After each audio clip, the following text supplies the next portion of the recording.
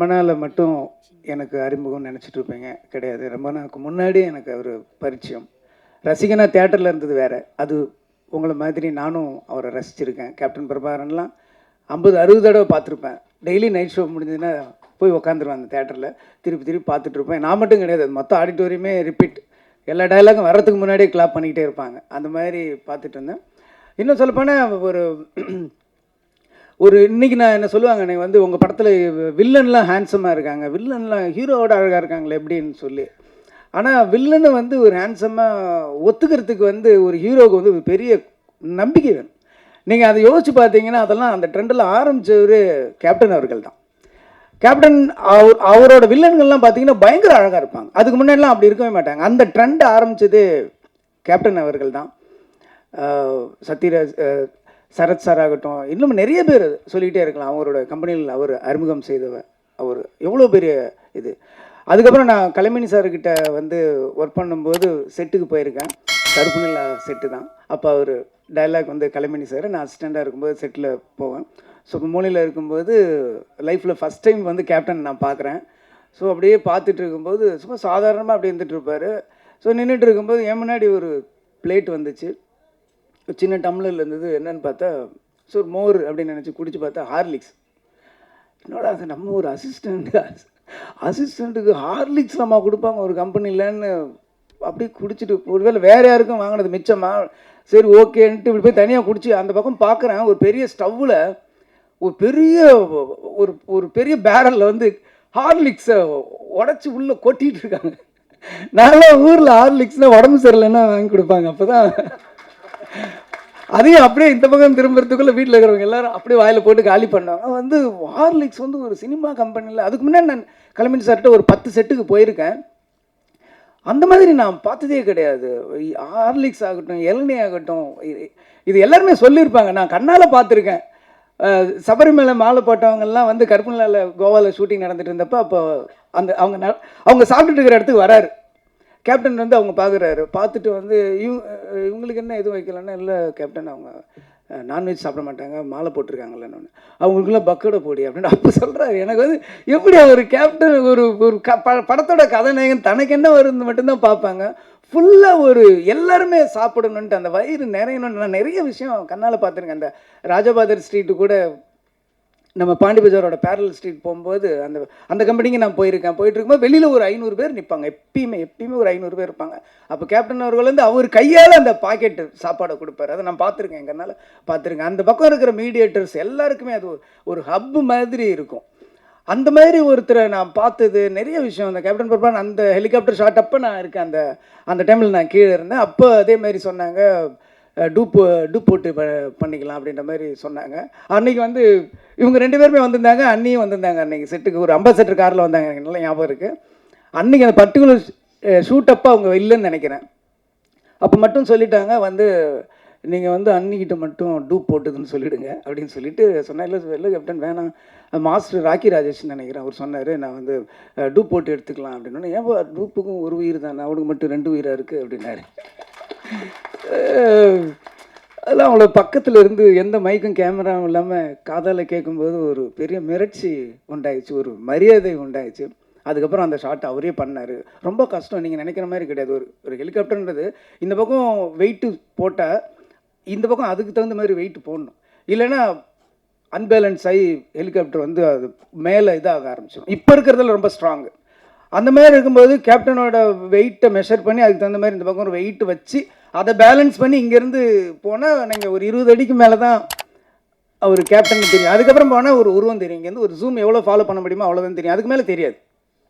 So எவ்வளோ நடிகர்கள் வந்து நடிக்கும்போது ஒரிஜினல் பண்ணுவாங்க, பாடி டபுள் பண்ணுவாங்க, ஃபேஸ் ரீப்ளேஸ் பண்ணுவாங்க, சிஜி பண்ணுவாங்க, எவ்வளவோ பண்ணிவிட்டு நான் தான் பண்ணேன்னுவாங்க. ஆனால் தான் பண்ணிவிட்டு வெளியில் வந்து நான் பண்ணேன்னு சொல்லாதீங்க, டூப் பண்ணேன்னு சொல்லுங்கள் அப்படின்னு சொன்ன ஒரு பெரிய மனசு உள்ளவர் நான் அன்றைக்கி தான் நான் நேரில் பார்த்தேன். அதுக்கப்புறம் ரமணா உருவாகுச்சு. ரமணா உருவாகும் போதும் சரி, ஃபைட் சீன்லாம் பார்த்தீங்கன்னா ஃபைட்டர்ஸ் எல்லாரோட பேரும் தெரியும். எல்லோரும் சின்ன சின்ன ஃபைட்ரு, அந்த கம்பி கட்டுறவங்க, ரோப்பு இருக்கிறவங்க எல்லார் பேரையும் எல்லாருக்குமே தெரிஞ்சிருக்கும். அப்போ அந்த கம்பி ரோப்புலாம் அப்படின்னும்போது நீ ஃபைட்டருக்கு வேணால் வை, எனக்கு வைக்காது அப்படின்றவார். என்னன்னா இல்லை நான் இன்ன வரைக்கும் நான் ஒரிஜினலாக தான் பண்ணியிருக்கேன். நான் ரோப் வச்சு பண்ணேன்னா இதுக்கப்புறம் பண்ணது எல்லாமே நான் பண்ணது இல்லைங்கிற மாதிரி அர்த்தமாயிடும் அப்படின்னு சொல்லி எல்லாத்துக்கும் பார்ப்பாரு. ஃபைட்டர்ஸ் பண்ணும்போது உட்காந்துருப்பாரு. கேரவன்னு ஒன்று கிடையவே கிடையாது. கேரவன்னு ஒன்று கிடையவே கிடையாது. ஒரே ஒரு சீன் வந்து ரெட் ஹில்ஸில் எடுத்தேன். அப்போ ட்ரெஸ் சேஞ்ச் பண்ணுறதுக்கோ காஸ்டியூம் சேஞ்ச் பண்ணுறதுக்கோ ஒரு இடம் இருக்காது. ஏன்னா ஃபுல்லாக அந்த ரெட் ஹில்ஸ் அந்த ஒரு ஹில்ஸ் மாதிரி இருக்கும். அந்த ஏரியாவில் வந்து ஒரே ஒரு கேரவன் மட்டும் அவர்கிட்ட தெரியாமல் அவங்க சொல்லிவிடும். அதுக்கு அவ்வளோ திட்டினார். யாரை கேட்டியா கேரவன் சொன்னி? இன்றைக்கி போய் ஒரு ஷூட்டிங் போனீங்கன்னா ஷூட்டிங் அங்கே நடக்குதுன்னா 1 கிலோமீட்டர் கேரவன் ட்ரெயின் மாதிரி நிற்கும். அவ்வளோ பேருக்கு கேரவன் இருக்கிற இடத்துல அன்றைக்கி ஒரு நாள் கூட கேரவன் யூஸ் பண்ணதே கிடையாது. ஒரு நாள் யூஸ் பண்ணேன். அவர்கிட்ட கேட்காம நான் தான் சொன்னேன், காஸ்டியூம் சேஞ்ச் பண்ணணும், க்ரௌடு வரும், உள்ளே வந்தால் அவர் அங்கே வந்தாவே இங்கே பட்டாசு வெடிக்க ஆரம்பிச்சிடுறாங்க. ஸோ அதனால் நீங்கள் வந்து கேரவனில் இருங்கன்னா ஒத்துக்கவே மாட்டேன்ற. கேரவன் ஆக்சுவலி அன்றைக்கி சும்மா தான் இருந்துச்சு. அதுலேயும் சேர் கூட இப்படி சாயிற மாதிரி சேர் மாட்டேன். ஒர்க் பண்ண சில பேருக்கு தெரிஞ்சிருக்கும். நான் சொல்கிறது ஒரு புள்ளி கூட போய் கிடையாது, மிகைப்படுத்தவும் கிடையாது. ஒரு ஸ்டூலில் உட்காந்துருவார். பின்னாடி சாய மாட்டார். பின்னாடி பூரா அப்படியே உட்காந்துருப்பார். அப்படியே உட்காந்துட்டு யார் யார் என்ன பண்ணுறா அதை மட்டும்தான் பார்த்துக்கிட்டே இருப்பார். விறுவிறுன்னு வேலை நடக்கும். மற்றவங்க என்ன வேலை பார்க்குறாங்க, வேகமாக வேலை நடக்குதா, என்ன சாப்பிட்றாங்கன்றது மொத்தமாக அப்படி ஒரு நெட்வொர்க் மாதிரி வச்சுக்கிட்டு எல்லாரோட கேரையும் எடுத்துக்கிறவர் அவர். ஈவன் டைலாக்லாம் உங்களுக்கு வந்து தெரியாது. ரமணாவில் வந்து எந்த டைலாக்குமே நான் 2 டேக் மேலே போனதே கிடையாது. எந்த டைலாக்குமே 2 டேக் மேலே நான் போனதே கிடையாது. கேப்டன் மேடல் அப்படி பேசுவார், இப்படி பேசுவார், என்ன ஏதுன்னா அன்றைக்கி நான் பார்த்தப்ப நீங்கள் வந்து அந்த சீஃப் மினிஸ்டர் அந்த ஒரு லிஸ்ட்டு சொல்லுவார், தமிழ்நாட்டோட லிஸ்ட், அந்த புள்ளி விவரம்லாம் சொல்லுவார். 2 டேக் போச்சு. ஒரு கேமரா வந்து கரெக்டாக செட்டில் ஆகலை, அதனால் 2வது டேக் போச்சு. ஆனால் அந்த ஃபுல் நம்பர் டைலாக் கூட நம்ம சொல்லலாம். நம்பர்ஸ் ரொம்ப சொல்கிறது ரொம்ப கஷ்டம். தமிழ்நாட்டில் இத்தனை ஹாஸ்பிட்டல், இத்தனை போலீஸு, இத்தனை பெட்டு, இத்தனை பேஷண்ட்டு, ஓட்டுரிமை இருக்கிறவங்க, ஆம்பளை பொம்பளைன்னு சொல்ல அந்த நம்பர் சொல்கிறது நம்ம வந்து ஒவ்வொரு தடையும் போய் செக் பண்ணி எழுதிடலாம். நம்பர் எழுதுறது ஈஸி, என்னாலே சொல்ல முடியாது. ஒரு அப்படியே ஃபுல்லாக பண்ணிவிட்டு டைலாக் எடுத்தார். இதை மட்டும் எனக்கு 2 நாள் முன்னாடி டைலாக் கொடுத்துருன்னு சொன்னார். 2 நாள் முன்னாடி டைலாக் சொன்னால் ஃபுல்லாக பண்ணார். 2 டேக்கில் சிங்கிள் ஷாட் நீங்கள் பார்த்தீங்கன்னா தெரியும். அப்படியே ட்ராலி ஃபாலோ பண்ணிகிட்டே இருக்கும். சிங்கிள் ஷாட்டில் முடித்தார். டைலாக் ஆகட்டும், நடிப்பாகட்டும், ஃபைட் ஆகட்டும், அவருக்கு ஈடு இணை யாருமே கிடையாது. கதர் சட்டையாலும் காக்கி சட்டையிலும் அப்படி ஒரு அழகனை இந்த தமிழ்நாடு இதுக்கு முன்னாடி பார்த்துருக்காரு. நல்லா யோசிச்சு பாருங்க. நீங்கள் கதர் சட்டையில் போட்டு வந்தால் அந்த அழகு அப்படி பார்க்குறதுக்கு கண்ணு பத்தாது. காக்கி ட்ரெஸ் அந்த போலீஸ் யூனிஃபார்ம் பார்த்தா அந்த கம்பீரத்தை பார்க்குறதுக்கு கண்ணுக்கு பத்தாது. அப்படி ஒன்று இருக்கும். ஒரு ரியல் போலீஸு கூட நம்ம இந்த மாதிரி வரணும்டா அப்படின்ற மாதிரி ஒரு இன்ஸ்பிரேஷனாக இருக்கிற உருவம் தான் கேப்டன்.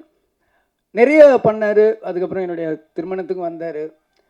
ஏன் இப்படி சும்மா மொட்டை பையனாகவே சுற்றிட்டு இருக்க, முதல்ல கல்யாணத்தை முடி, உடனே குழந்தை பெற்றுருன்னு சொல்லி எந்த ஹீரோ அப்படி சொல்லுவாங்க? யோசிச்சு பாருங்கள். படம் நடித்தா அதுக்கப்புறம் நம்பரை டெலிட் பண்ணி அடுத்த படம் ஹிட்டு திருப்பி ஒர்க் பண்ணால் தான் திருப்பி நம்பரே சேவ் பண்ணுறேன். இந்த உலகத்தில் அவன் என்ன பண்ணுறான், என்ன பண்ணுற இப்படின்னு வந்து என் கல்யாணத்து வரைக்கும் வந்து சிரமம், எவ்வளோ சிரமம். இங்கேருந்து இங்கே செங்கல்பட்டு தாண்டும் போதிலேருந்தே வண்டி டிராஃபிக் ஜாக ஆரம்பிச்சிருச்சு. கிட்டத்தட்ட ஒரு 7,000 8,000 வெஹிக்கிள்ஸ் எல்லாமே தொண்டர்கள் தான். அன்றைக்கி வரலாறு காணாத கூட்டம்னா எனக்காக கிடையாது, கேப்டனுக்காக. அந்த ஸ்டேஜில் அவ்வளோ கூட்டத்தில் நாங்கள் 2 பேரும் இப்படி முண்டிகிட்டு இருந்தோம். அவ்வளோ ஒரு வரலாற்று சிறப்புமிக்க ஒரு திருமணமாக என்னுடைய திருமணத்தை மாற்றினவர் கேப்டன் அவர்கள். ஒரு அற்புதமான மனிதர். இங்கே வந்து கஸ்தூரிராஜா சார் வந்து நானும் ஒர்க் பண்ணியிருக்கானோன்னு எனக்கு சின்ன பொறாமையாக இருந்தது. ஏன்னா எனக்கு மட்டும்தான் அந்த பெருமை இருக்கும்னு நினச்சேன். அவரும் ஒர்க் பண்ணியிருக்காரு. ஸோ அந்த ஒரு மனிதரை வந்து நம்ம அவ்வளோ பக்கத்தில் இருந்து என் வாழ்க்கையில் வந்து நான் 1 வருஷத்தை அவரோட கழிச்சிருக்கேன் போது அந்த ஒவ்வொரு நினைவுகளும் என் வாழ்க்கையில் எப்பயுமே எதிரொலிச்சிக்கிட்டு இருக்கும். அவர் குரல் எப்பயுமே என் காதில் கேட்டுக்கிட்டே இருக்குங்கிற போது எனக்கு ரொம்ப அதை விட ஒரு பெருமை என்ன இருக்க முடியும்? அப்படி ஒரு மாமனிதர் நம்ம மண்ணில் இருந்தார். ஒரு பெரிய நம்ம வாழ்க்கையில் எப்பயுமே நம்ம கடவுள் வந்து எப்பயோ ஒரு வழி வந்து நமக்கு என்றைக்குமே ஒரு இழப்பையும் ஒரு பிரிவையும் நமக்கு வந்து யாராலையுமே ஈடு செய்ய முடியாது. எந்த மருந்தாலும் அதற்கு அதை ஆற வைக்கவும் முடியாதுன்றது வந்து கேப்டனுடைய இழப்பு. இருந்தாலும் கேப்டன் ஒரு அற்புதமான 2 சிங்கக்குட்டிகளை கொடுத்துருக்காரு. கேப்டன் வந்து எல்லாருக்கும் எல்லாமே கொடுத்துருக்காரு. ஆனால் யாருக்குமே கொடுக்காத ஒன்றே இந்த படத்தோட ஹீரோ கொடுத்துருக்காரு. அவரோட 2 கண்கள். அந்த கண்ணு போதும் கேப்டன் பார்க்குற மாதிரி அப்படியே இருக்குது. எவ்வளோ பேருக்கு இண்டஸ்ட்ரியில் இருக்கிற ஒரு வாழ்க்கை கொடுத்துருக்காரு. ஆர் சுந்தரராஜன் மாதிரி சார் மாதிரி ஒரு வில்லேஜ் படத்தில் நடிப்பார். அந்த பக்கம் பார்த்தா ஆர்மியோட ஃபைட் பண்ணிகிட்டு இருப்பார். ஃபில்ம் இன்ஸ்டிடியூட்டோட இன்னும் அடையாறு ஃபில்ம் இன்ஸ்டியூட் அந்த டைமில் வந்து அவ்வளோ, இன்றைக்கி இருக்குது விஸ்காம் அவ்வளோ இருக்குது. அன்றைக்கி டைமில் அடையார் ஃபில்ம் இன்ஸ்டியூட் வந்து உள்ளே வந்தது Aabavanan sir, Selvamani sir, Udhayakumar sir, அவ்வளோ பேர் இன்ஸ்டியூட்டில் அந்த டிஎஃப்டிலேருந்து வெளில வந்ததுக்கு எல்லாமே ஒரே காரணம் வந்து கேப்டன் அவர்கள் தான். இன்றைக்கி வந்து நடிகர் சங்கம் ஆகட்டும் எவ்வளோ பேரை உருவாக்கியிருக்காரு. அவர் வீட்டிலேருந்து ஒரு பையன் வந்து நம்ம இண்டஸ்ட்ரிக்கு வந்திருக்காருன்னும் போது நம்ம வந்து 2 கையை விரித்து அவருடைய வாரி அணைச்சிக்கணும் அவரை. அது வந்து அவர் சொன்ன மாதிரி இது கேட்கறதுக்கு எனக்கு உரிமை இருக்குன்னு சொல்றாரு, என்ன செய்யறதுக்கு எங்களுக்கு கடமை இருக்குங்கிறது தான் உண்மை. அதனால் பத்திரிகை நண்பர்கள் ஒரு 2-3 படத்துக்கு அவர் படங்களில் நல்லதை மட்டும் எழுதுங்க, நம்ம அதுக்கப்புறம் நம்ம ஒரு கரெக்டாக பார்த்துக்கலாம். ஆனால் அந்த ஃபஸ்ட்டு என்கரேஜ் பண்ண வேண்டியது உங்கள் கையில் தான் இருக்குது. இண்டஸ்ட்ரியில் இவ்வளோ பேர் என்ன மாதிரி எவ்வளோ பேர் வாழ்ந்துட்டுருக்காங்க, எவ்வளோ பேர் எத்தனையோ வயிறுகள் இன்னமும் சாப்பிட்டுட்டு இருக்கிறதுக்கு அவர் காரணமாக இருந்திருக்காரு. அதனால் அவருக்கா இந்த படம் மிகப்பெரிய வெற்றியை நம்ம கொடுக்கணும், அது அடையும். ரொம்ப பிரமாதமாக இருக்கார். எனக்கு ஒரே ஒரு சந்தேகம் தான், எப்படி இவருக்கு கட் அவுட் வைப்பாங்கன்னு நான் ஆச்சரியப்படுறேன். ஏன்னா இவரே கட் அவுட் மாதிரி இருக்கார். இவ்வளோ ஒரு கம்பீரமான ஒரு கதாநாயகன் தமிழ் சினிமா கிடச்சிருக்காரு. ரொம்ப சந்தோஷமாக இருக்குது. வளர்ந்து வாங்க, ரமணா 2 எடுப்போம்.